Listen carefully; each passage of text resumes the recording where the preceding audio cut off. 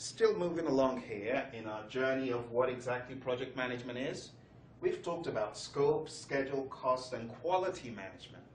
Now, another dimension of project management people often forget is the people part of project management. The people part of project management is known as human resource HR management. Human resource management, I like to look at it as an art of knowing who you need on the project. That's the first thing. The second thing is acquiring the people that you need on the project to help you, to be part of your team. The next thing is thinking about how to develop these people. How do you take a brand new team that is totally new to a company or new to an idea? How do you get them into the right mindset, the right zone? Maybe it's even a change management project. How do you align their minds with the greater good of the endeavor? That's part of development and training and coaching and mentoring. We call that developing the project team. What about when your team has been trained? How do you know if the training was sufficient? It's all about performance. And that's when we go into managing the project team. I like to look at it as leading the project team, because you want to give feedback and you want to make sure that that feedback has the right substance to show people if their performance is up to speed or if it's not. And if it's not, you go back to training or developing or to coaching. And one of the reasons some companies have trouble here is they forget that people need to be trained, and then they need to be led. They don't need to be prodded. They need to be led on a project. And that's a very big one in project management. In fact, I would say, if we're talking about leadership here, this is by far the biggest piece. And that's why on these professional exams, like the PMP exam, the human resource management aspect is loaded. And it's loaded because it's the most important aspect, because it involves the work being done.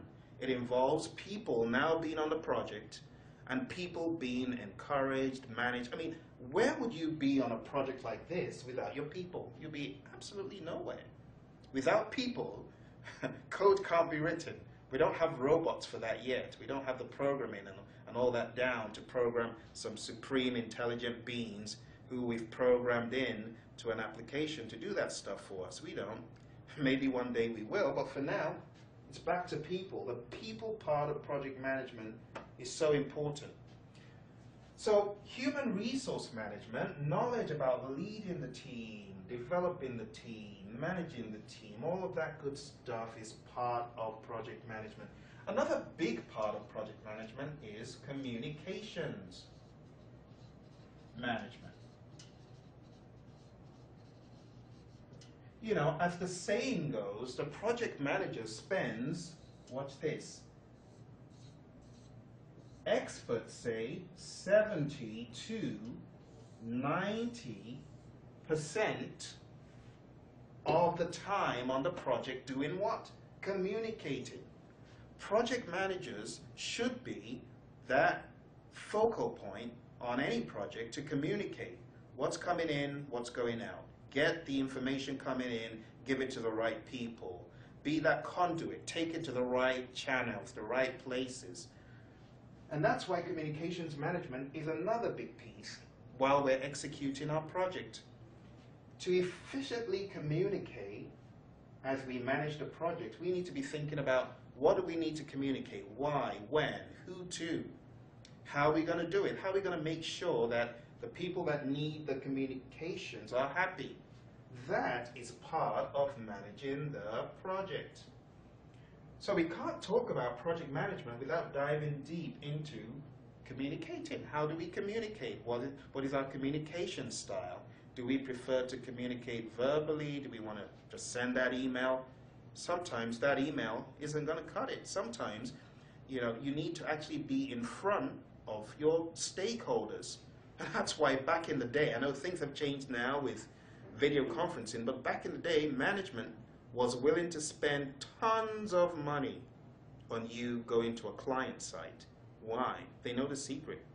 You're meant to be communicating, but not just that, because anyone could send an email. You're meant to be actually communicating visually, in person, with your body language, with your tone of voice.